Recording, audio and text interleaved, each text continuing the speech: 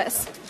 I'm sorry, I couldn't Should hear I ask you that Did you again? ask a question? Yes. Oh, wow. Can the Pats still go undefeated if they lose Dion Lewis?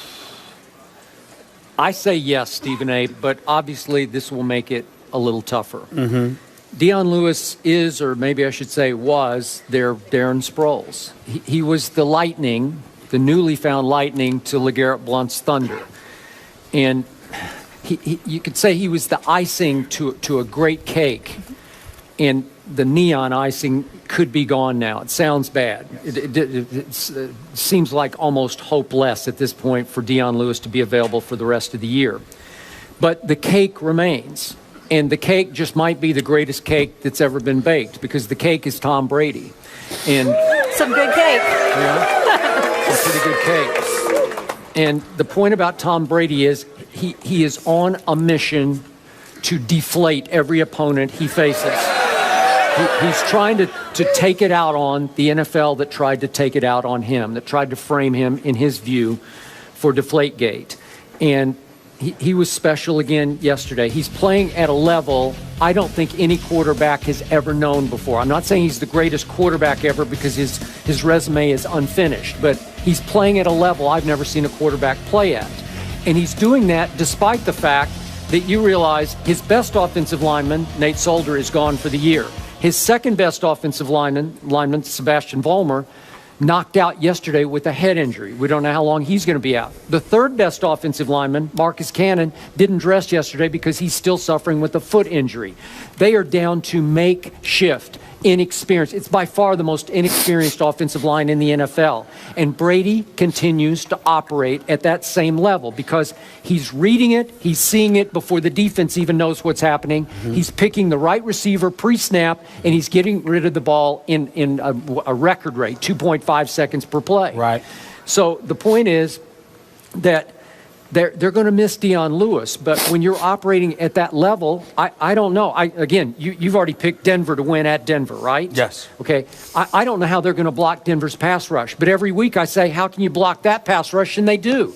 They blocked up the Redskins yesterday. And then let me throw in one last point about Tom Brady yesterday, just to show you just what a mission he's on. He finally threw his first his-fault interception of the whole year. That was his fault. He didn't see that linebacker. And the linebacker's running for a touchdown. It's going to be a pick six. And Tom Brady, I'm not saying this was smart, but I admired it. He goes and busts through the blocker and makes the tackle to stop a pick six. That's the mission that he's on this year. Again, was he risking injury and being knocked out for the year? Probably he was, but I admired it just the way I admired how they dispatched the Redskins with ease yesterday. So is 16-0 or 19-0 still within reach? Absolutely. He didn't look like a dork there. No. And he didn't look like not a tough guy there, right? This subject annoys me. And the reason why it annoys me is because in the NFL, you're supposed to be required to play against an NFL team. And the Patriots didn't do that yesterday. The Redskins dropped 7 passes, 6 different receivers. It was the most drops by a Redskins team in the last 10 years and the most by any team in the last 7. It's called intimidation. Well, again, you could call it whatever you want, but if you're an NFL team, you ain't supposed to be that damn intimidated, okay? I mean, if you're going to be that way, why bother showing up? And the Redskins, they just stink right now. It's just that simple. Just call it what it is. It's a daggone shame they're in the nation's capital, for crying out loud. Here's the deal.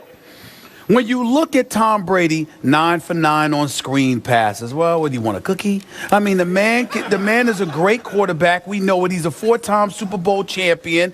But to me, you know, we've gotten to the point to see, my problem with you, Skip, is this. I understand what Bart Scott said. I understand what a couple of other people implied. But by and large, everybody recognizes Tom Brady as one of the greatest quarterbacks ever. It is now a discussion as to whether or not he will go down as the greatest quarterback to have ever played the game of football. You don't get that title because you started off 8-0 after a Super Bowl season. That means your body of work over the course of time has proven and validated your level of greatness. But because a couple of dudes came and insulted him, it's like, let's protest in the streets of America because how dare anybody question Tom Brady? Stop it.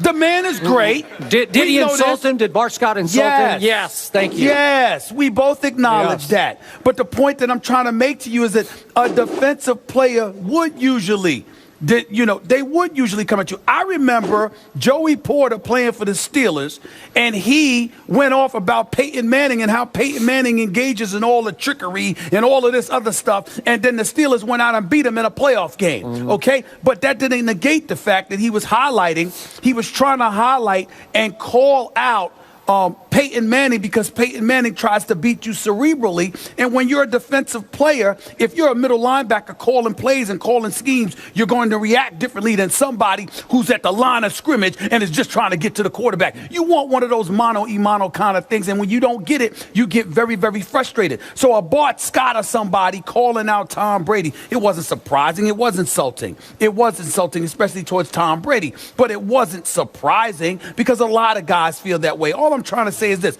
We sitting up here having this discussion after they played the Redskins. We sat up here and had a discussion about Tom Brady after they played the Jacksonville Jaguars. I mean, November 29th when they play against the Denver Broncos. Oh, yes. I want to see it then.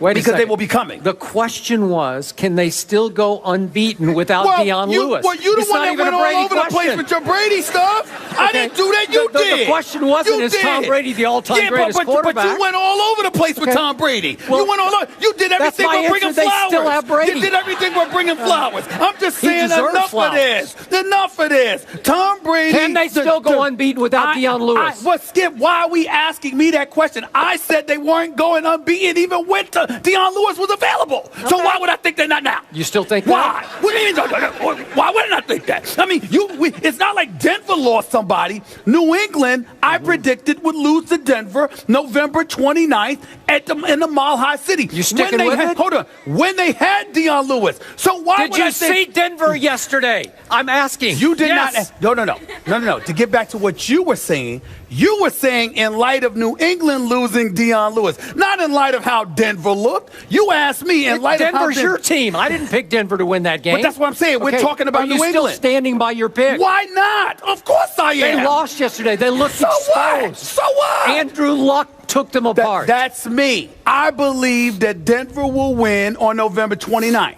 Just like I thought the Dallas Cowboys would lose last night. Right. Just like and by the way, you brought up Aaron Rodgers. That was a gutsy pick on your part. You brought up Aaron Rodgers. They had lost 5 in a row. You went way out on the limb. Aaron Rodgers. You are such a football guru. Thank you very much. I appreciate that. Yeah. You brought up Aaron Rodgers. Oh. I didn't pick Aaron Rodgers. You did. I picked Cam Newton. You picked Aaron Rodgers. Because he's good. He should have pulled that thing off. Well, I'm just saying. The point is, 4th and goal, you got to make that throw. But you introducing the subject like it was me that picked Aaron Rodgers. I ain't picked him. Wait a second. Speaking of Aaron Rodgers, I have to throw this out. Please do. A couple of Fridays ago, we had one Pierre Garçon on our show. That's remember right. that? Yeah, I remember. And Pierre Like the French Garçon accent. went on the record on live TV. It's on tape somewhere. Okay.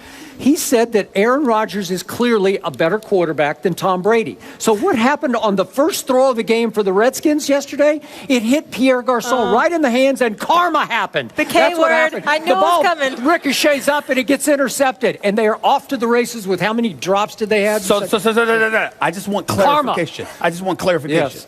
So you're saying Yes. that because Pierre Garçon Yes. Yeah. had the audacity, He dared the unmitigated gall to sit up there and to say that there was somebody better than Tom Brady. Yes. Karma. Because he spoke against Tom Brady. Karma hit him right in the face, man. He spoke against Tom Brady. So, I mean, you can't speak against Tom Brady and have good things come your way, right? That can't happen. It just can't happen. Well, Especially on wait a first second. take. Was Garçon right about that? Would you still say that he was right about that? No, I would think that play had everything to do with Pierre Garçon dropping a pass along with the other 6 receivers than it did with, oh my Lord, he spoke against Mr. Tom Brady. I mean, just arrest the man. Arrest him now. Arrest him. How dare he speak against Tom Brady? Okay. I mean, it just can't happen. Okay, so you basically say the Redskins should be arrested for impersonating a football team yesterday? Yes. But if memory serves, am I right? Yes. Wait, those same Redskins, didn't they beat your Giants? Am I right about it? Or did they beat the Eagles? Wait, I think they beat. How are the Giants doing in the NFC East? I think I they're don't know, all right. but they yeah. lost to the Redskins. Oh, or did yeah. wait? The Eagles The lost. Cowboys to the lost to Redskins. everybody, Wait, so. didn't Kirk Cousins beat the Eagles with the last second? I mean, Skip, I can't make up my mind with you, man. I mean, is Wow. it Brady or is it Romo? I mean, what's up? What's It's up? Brady all day. Really? Brady all day. You sure? Yes, sir. Okay. The Always Patriots has been. have now scored in 31 consecutive quarters. Absolutely incredible. Yeah, it is. All right. Yeah, it is. Up next, from Westover Air Reserve Base in Chicopee, Massachusetts, I'm very excited. We have a new segment.